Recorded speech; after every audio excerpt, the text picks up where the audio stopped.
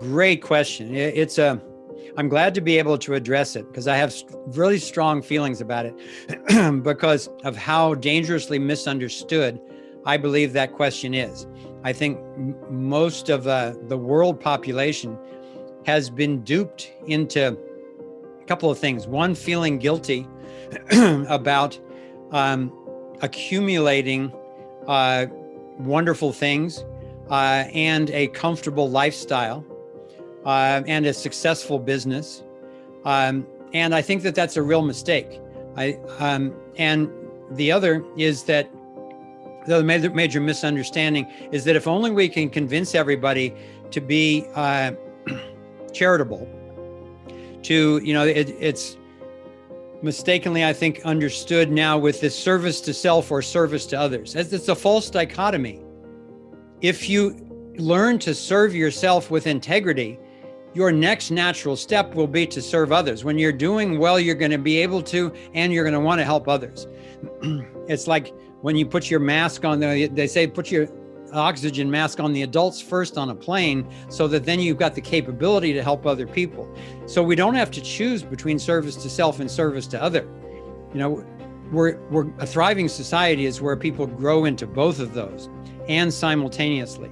So I think that the excess, like right now, Biden's getting away with trying to double capital gains taxes, which will destroy the economy. It'll destroy creativity. It will destroy entrepreneurship. Companies will start leaving the U.S. again.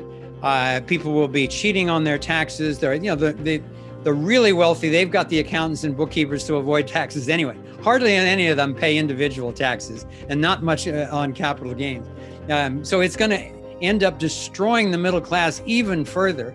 And it's based on, well, we got to go after these bad rich people who have accumulated wealth.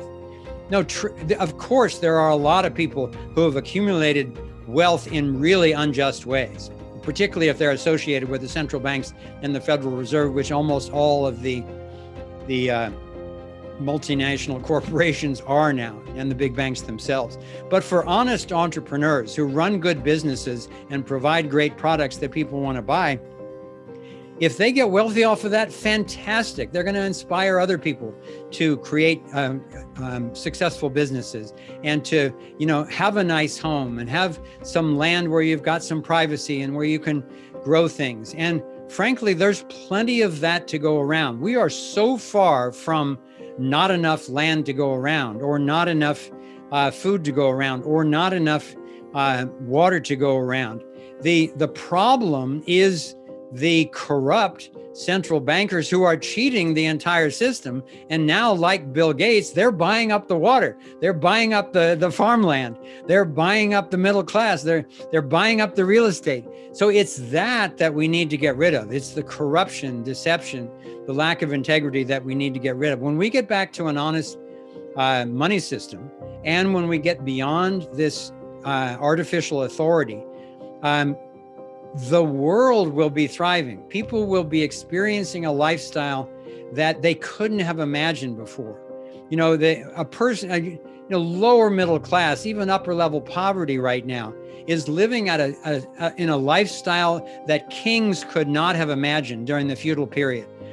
They've got, packaged food. They've got running water. They've got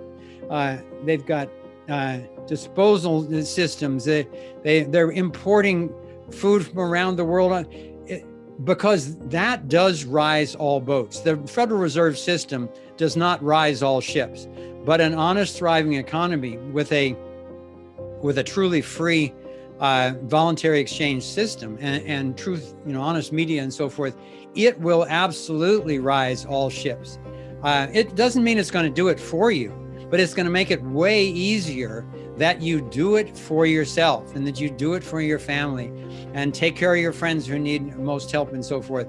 So I personally think we need to be very careful about this Agenda 21 and the billionaire buy-up of all of this stuff. Absolutely, that's a serious problem, but it's all based on corruption. It's fraud as well as aggression. They create a fraud like the Federal Reserve System and the pandemic. And then they come in with the aggression to take the money and the properties and the taxation and all that. And so they end up looking like they did everything legally, but no, they're murderers and thieves. And they will do that to the land ultimately also. But the trick is not to say, somebody arbitrarily is going to say when someone else has enough. No, that's a myth that then ends up promoting classism, socialism, communism, and ultimately fascism.